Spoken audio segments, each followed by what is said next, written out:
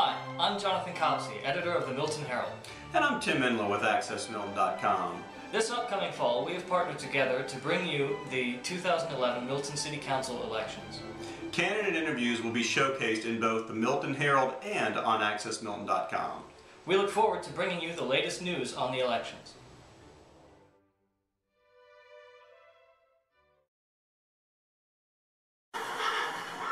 Hey, this is Jonathan Copsey, editor of the Milton Herald, and I'm here with District 6 Council member Alan Tart, and we are asking him questions about the upcoming election in Milton.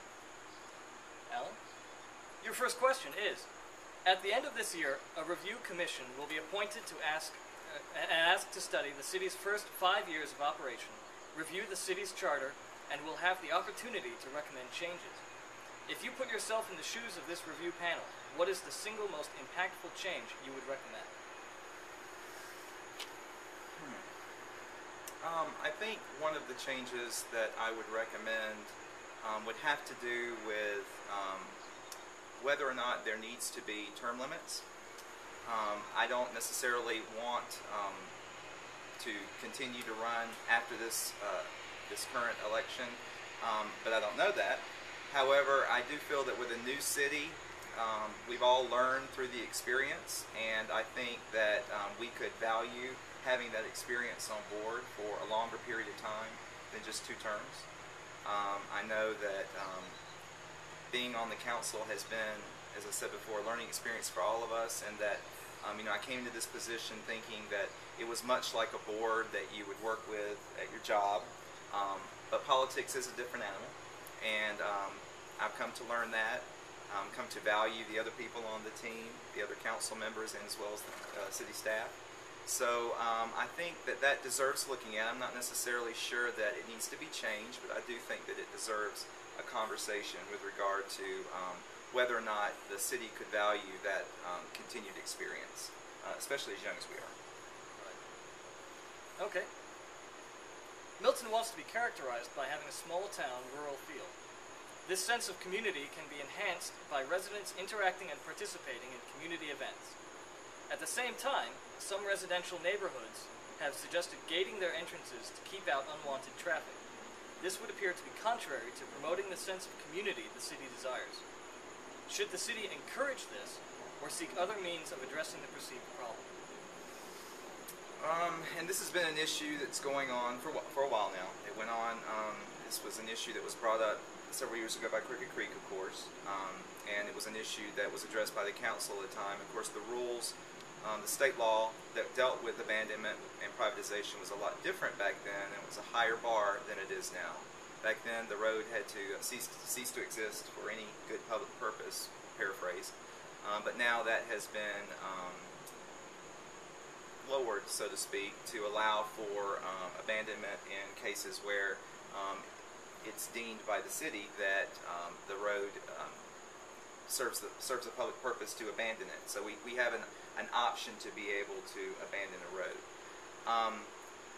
I think what you're getting at is when you gate off neighborhoods, the question is, does that affect the sense of community and the sense of place that we're trying to establish here in Milton, and we've all been striving for?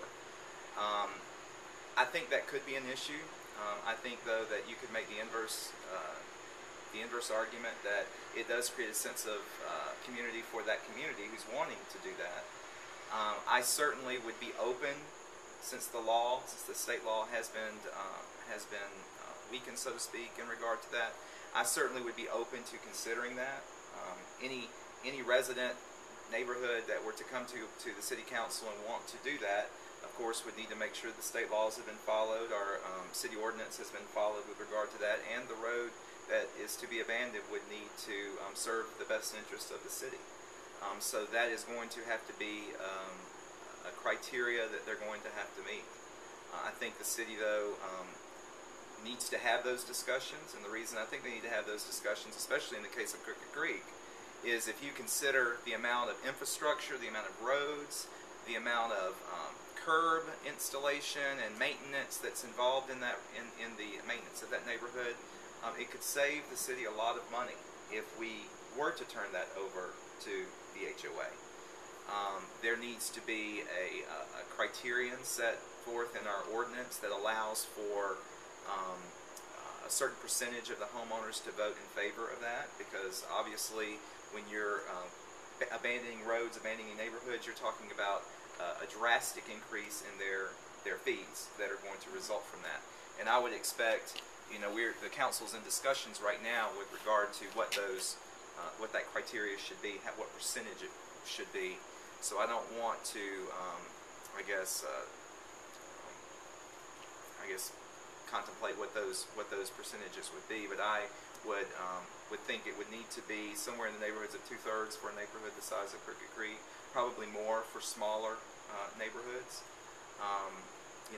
I'm an HOA president myself, and anytime there is something that drastic that results in that high of an increase in dues, most covenants would require 2/3 vote. And I think that it would be in our best interest to require that same criterion in this case as well. Keeping in mind that, covenants are all over the board with how they're written, but that's just the way most covenants are written. And I think it would do us well to apply that same standard here. Okay. Milton has elected to be characterized as an equestrian community and has adopted the outline of a horse as its logo. Do you believe the city's current zoning and other ordinances adequately address the needs of this equestrian community, especially in those cases where equestrian uses are adjacent to residential ones? It's a very good question. And it's one that the City Council has even taken up very specifically in our retreats that we've had, wanting to find ways to incorporate the equestrian community more. Given that is what makes us different here. The open road neighborhoods and the equestrian community here is what makes us different from Johns Creek and all the other new cities in North Fulton. And we do need to find ways to capitalize on that, even use it to our advantage economically.